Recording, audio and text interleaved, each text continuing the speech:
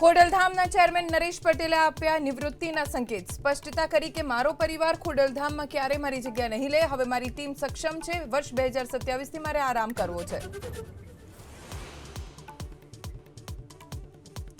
સીબીએસઈની website નથી ઝીલી શકતી લાખો વિદ્યાર્થીઓનો લોડ. વેરિફિકેશન પોર્ટલ થયું ઠપ. વિદ્યાર્થીઓની વધી મુશ્કેલી.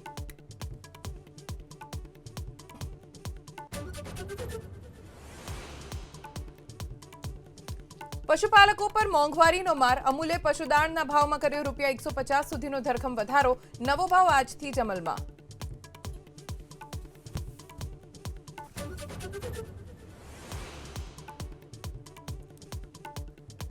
ડીજીવીસીએલની મોટી જાહેરાત. સ્માર્ટ મીટર ગ્રાહકોને બપોરે વીજ વપરાશ પર મળશે પ્રતિ યુનિટ 60 પૈસાનું ડિસ્કાઉન્ટ. ગ્રાહકોને ₹6.78 કરોડનો થયો સીધો ફાયદો. અમેરિકી રાષ્ટ્રપતિ ડોનાલ્ડ ટ્રમ્પની દીકરી ઇવાન્કાની હત્યાનો પ્રયાસ. આઈઆરજીસી પર ષડયંત્ર રચવાનો લાગ્યો આરોપ.